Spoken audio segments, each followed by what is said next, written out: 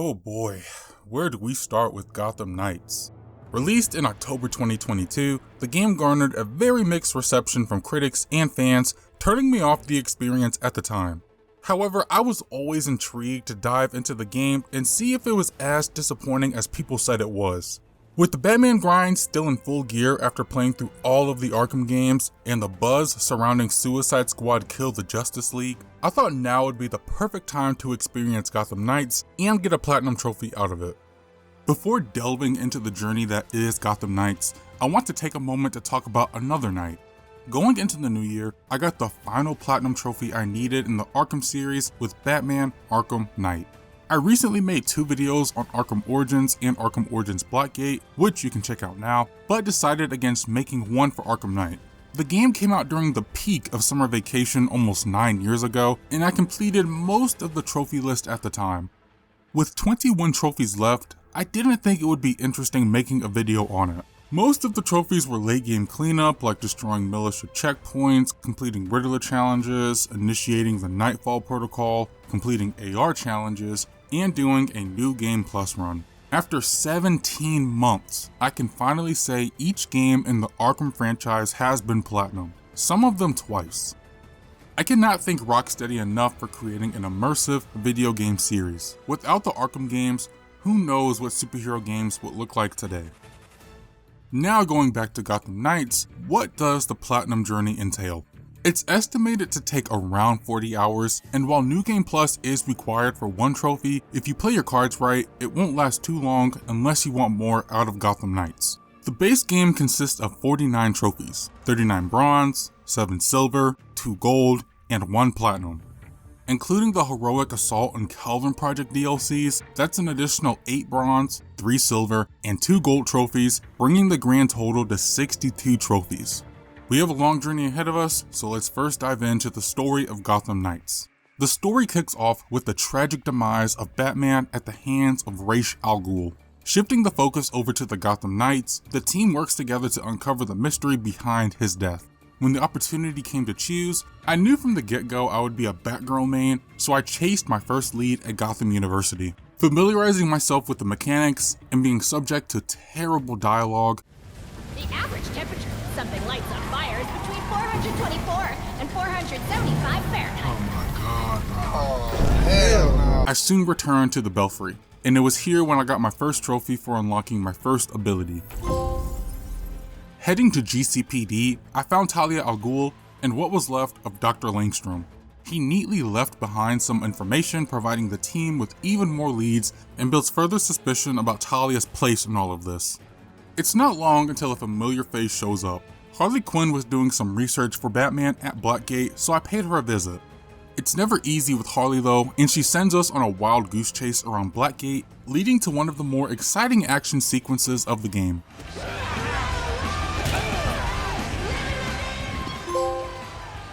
Harley's research on Gotham's deadliest criminals reveals how Penguin is tied up in all this, ending the first case file.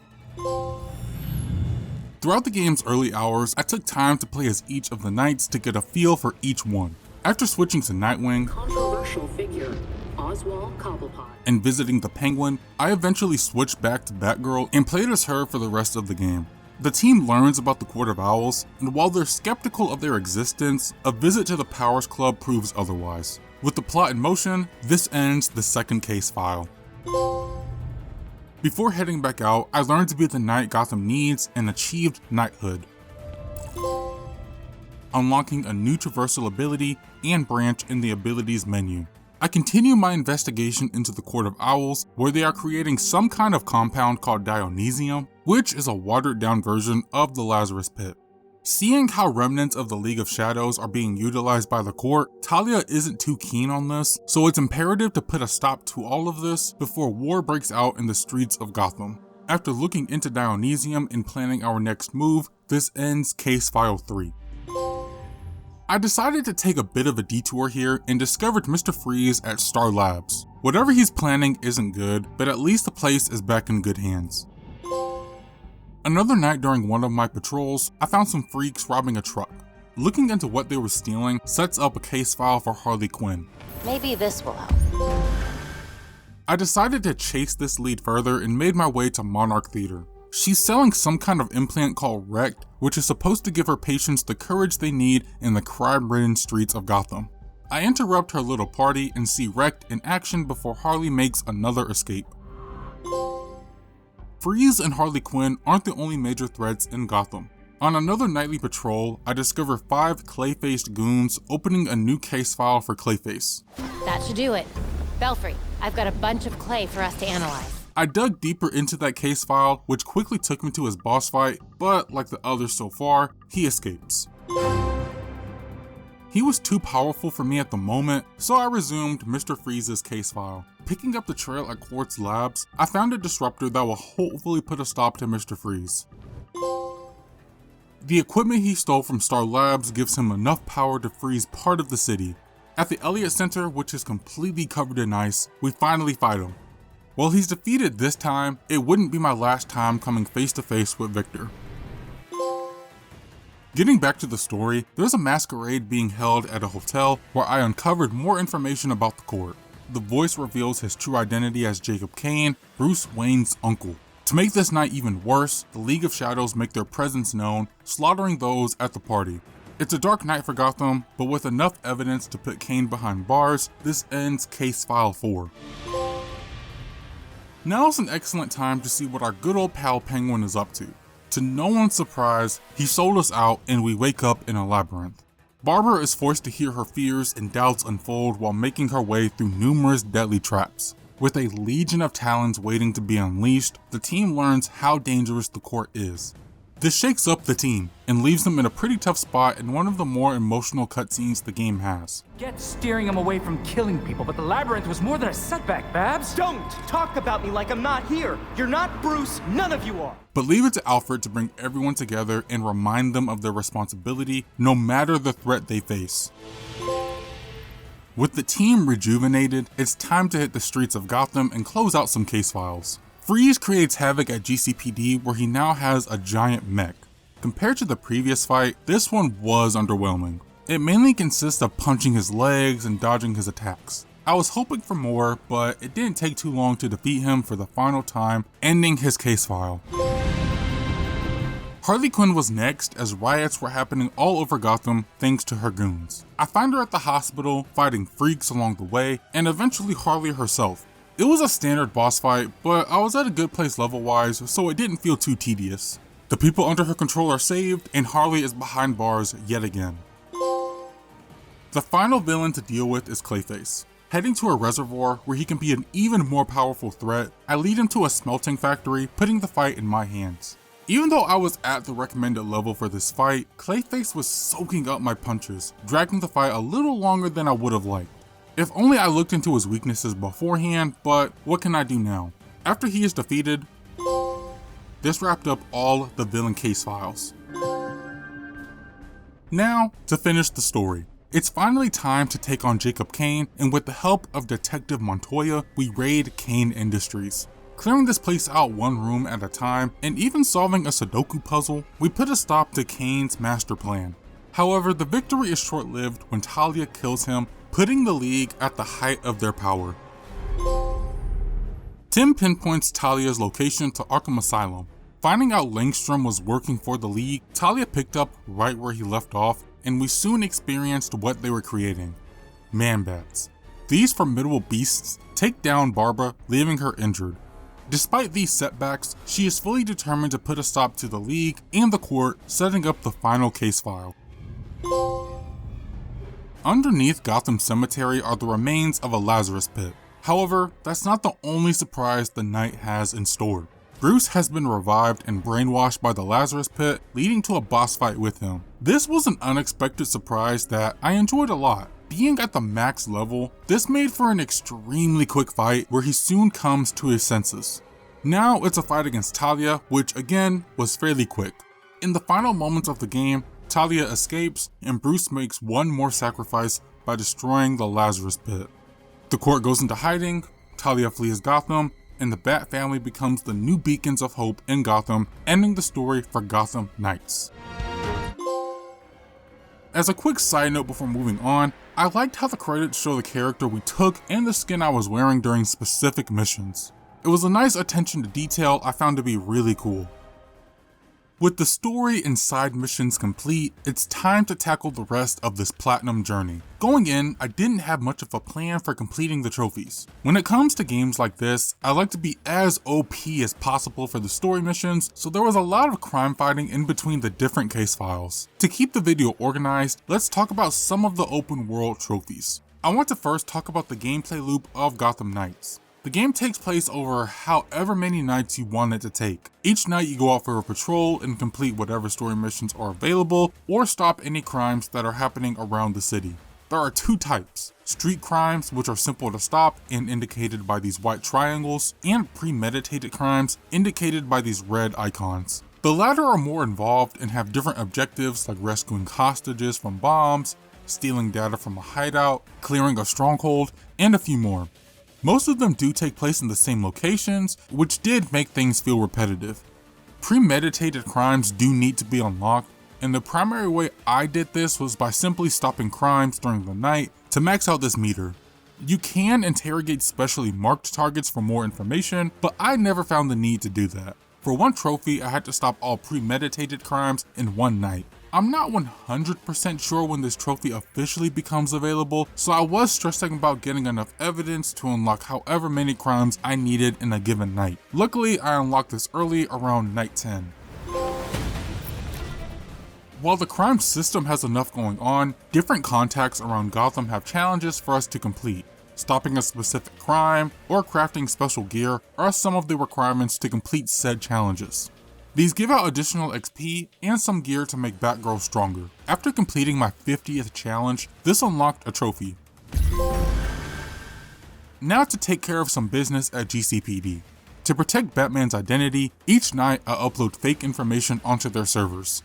This is the only side activity where you need to be stealthy, because if you get caught, this locks off the activity until the next night, something I learned very fast.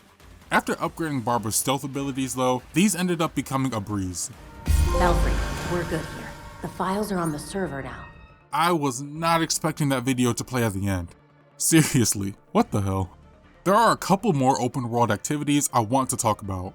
Around Gotham are these time trials for the Bat Cycle and your Knighthood ability. Whenever they became available, I made sure to take care of them as soon as I could. Well, I could have done with fewer clips from Batgirl. Crushed it! These were still fun to complete. Guess you could say I'm ahead of my time. The last thing spread around the city that isn't necessarily collectible related are these caches Batman left for us. New ones were available every night, so completing them became part of my routine during each patrol. Gotham is filled with collectibles, and during one of the case files, I took a few hours to find all of them one district at a time. Shout out to IGN's interactive map, which made tracking these down a breeze. Tim needed help with an art project he was working on, so I looked for 12 different murals around the city. Some of them were pretty cool. Girl, gotcha. Next were 60 batarangs Batman left behind for some reason. Found it. Different landmarks around Gotham giving the city some extra lore. Huh. And missing pages detailing the history of the Court of Owls. I'll take that. That last set of collectibles were tough as nails. Now for the grindiest aspect of this journey, which are the combat trophies. Not all of them were bad though. Early into the game, we learned about momentum abilities, which serve as our special moves. These are unlocked steadily throughout the story, and we start with one momentum bar, which is more than enough with the basic abilities. As you level up, you unlock more momentum bars, with the fourth one unlocking at level 20.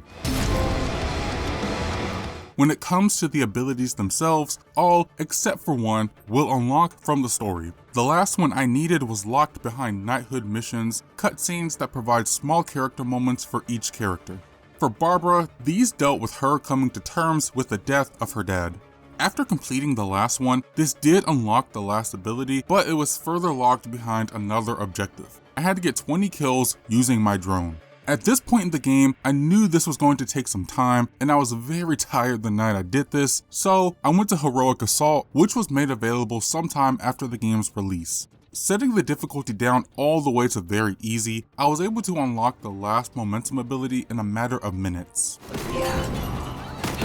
Now that I had every momentum ability, I was finally able to complete all 16 training exercises. Most of them were available from the start, and I did whatever was available at the time, but they slowly unlocked as I learned new abilities. After I got my last momentum ability, I finished the final training exercise.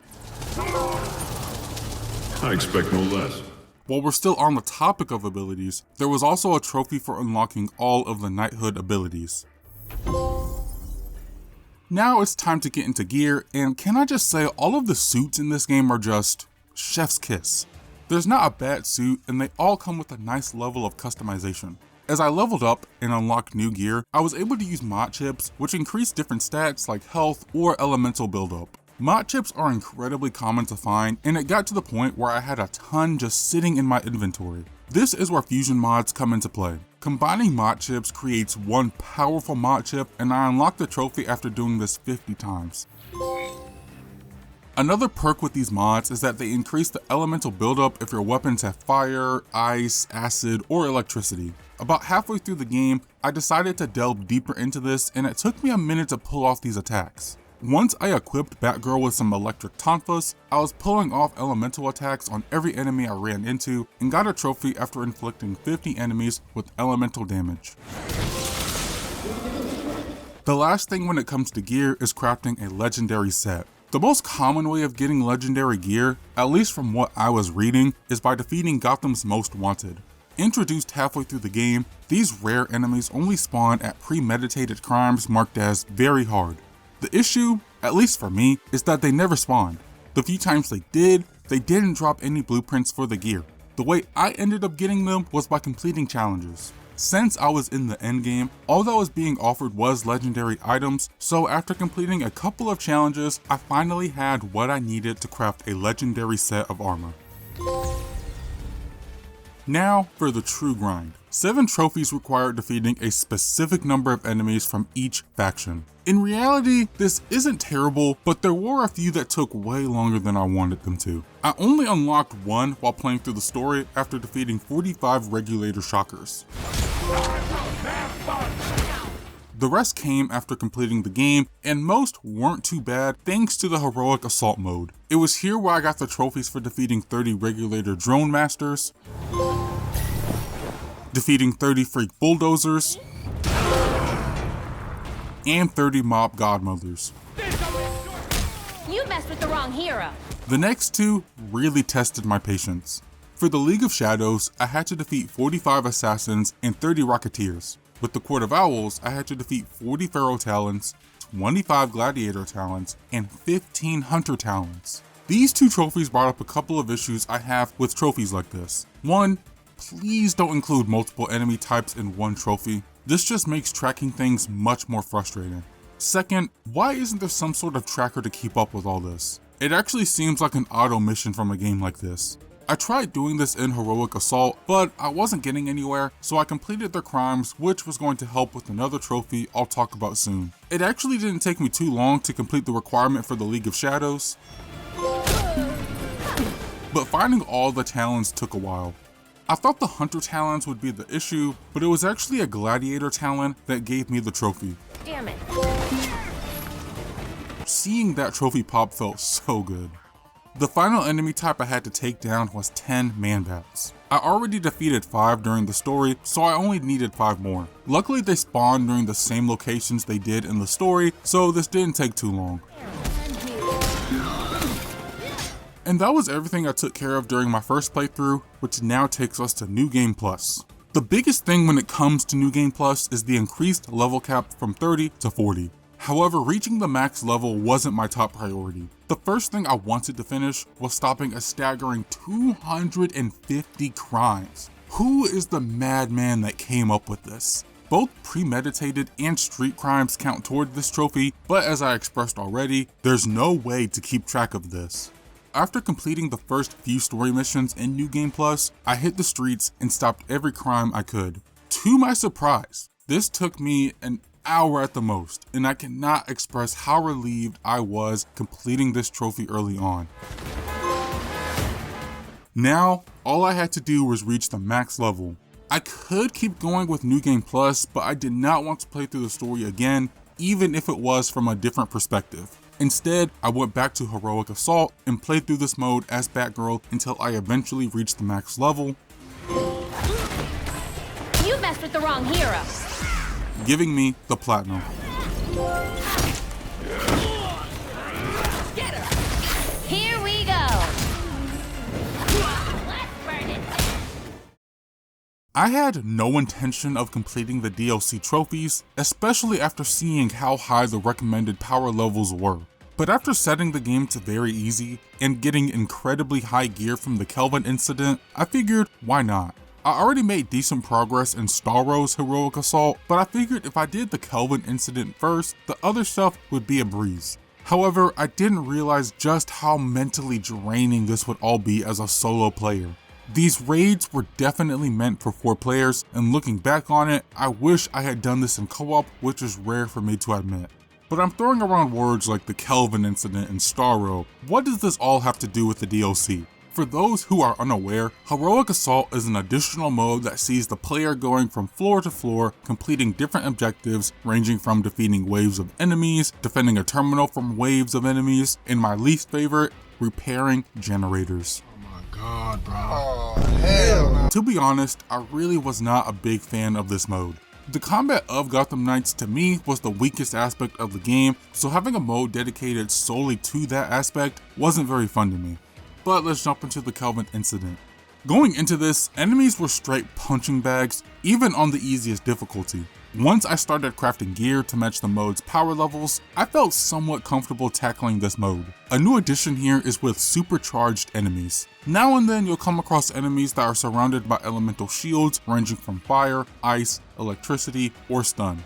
Each of these elements is weak to another element. Fire is weak to acid, ice is weak to fire, and so on. There is a trophy for this, where I had to break supercharged criminals 50 times using their elemental weakness.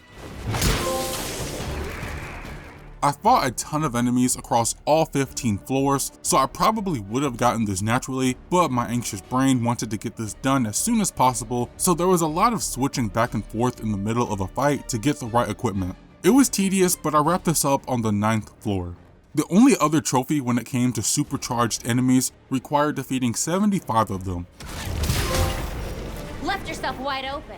Throughout the Kelvin incident, I came across Gotham's Most Wanted, and since I was playing this mode solo, this wasn't something I worried about or even paid attention to. Compared to Starro's Heroic Assault, there is a bit of story going on here with different villains from the story giving their commentary on the Kelvin incident until we eventually fight them every 5th floor. Not only do we fight that villain, but they bring an additional one with them. The first one was with Mecha Freeze and Harley Quinn, which wasn't too bad. Since Freeze is mostly stationary during this fight, I could easily bounce back and forth between him and Harley when I needed to. The next matchup was probably the worst one I faced, partially due to how underprepared I was. The next fight was with Mr. Freeze and Clayface, and it was a terrible time. Between getting frozen by Mr. Freeze and stunned by Clayface, this wasn't a fun fight and took me way too long to finish. But I pulled through and had to prepare myself well for the final floor. The final floor honestly was not as bad as I thought it was going to be. As I suspected, it's a fight between Harley, Freeze, and Clayface, but the fights between them were staggered, so I didn't have to fight 2 villains at once for too long. And I was at a good enough power level that the fight didn't become tedious. I felt very satisfied with how things turned out on this final floor after seeing all 3 villains finally defeated. That wraps up the Kelvin incident, so it's time to talk about the Heroic Assault DLC. Funnily enough, this hardly has anything to do with Heroic Assault. There's only one trophy for this mode, which requires finishing all 30 floors. I was doing this sporadically to level up and reach the 20th floor, so I spent about an hour finishing up the rest. Even though it deals with Starro, you don't interact with him until the 30th floor. This mission sucked. Taking 2 of my least favorite objectives from Heroic Assault and combining them into one excruciating mission, the whole stop-start nature of it made everything feel so long. Seriously, who thought this mission was fun? After a painstaking 30 minutes to complete this single floor, I finally popped the trophy. That's the last of Starro. Now for the surprisingly best part of this whole DLC, villain showdown battles. In a nutshell, this isn't anything special. It simply sees us revisiting all of the game's bosses from the exact moment we fought them in the story, cutscenes and all.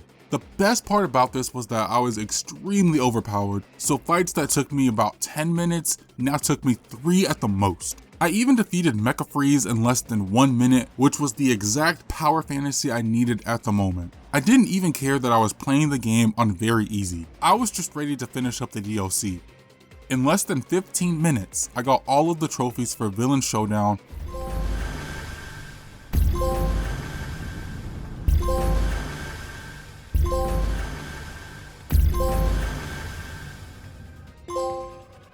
thus ending my journey for Gotham Knights. To my surprise, I enjoyed my time with Gotham Knights a lot more than I was expecting, especially coming right off of Arkham Knight. The gameplay loop of patrolling the city each night and constantly leveling up my character was a formula I didn't expect to work for me. It's definitely not for everyone, but it seemed to hit for me at the right time.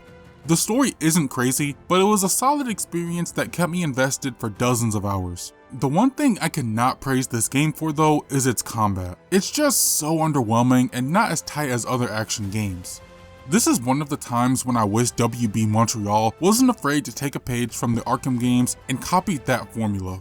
Plenty of games unabashedly copied that formula, and I felt it would have made for a more satisfying combat system compared to what we got here. The skills are nice and help to set the game apart, but that can only take things so far. Also, why is the game locked at 30 FPS?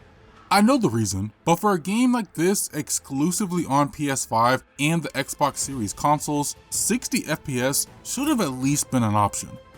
As an entire package though, I think Gotham Knights is fine. It's not a game that's going to blow your socks off, but something I found to be much better than I was expecting. It's sitting at a 67 on Metacritic, and I 100% agree with it. It's not a terrible game, nor is it a great game. Personally, I give it a solid 7. It's good enough that I would recommend it to anyone looking for a fun time, especially if you have some buddies to play with. That's all for the video. Thank you for watching, and I hope you enjoyed. Did you get the platinum for Gotham Knights? If so, what did you think about the game? Make sure to leave a comment down below. Please be sure to like and subscribe to the channel if you have not already. See you guys next time.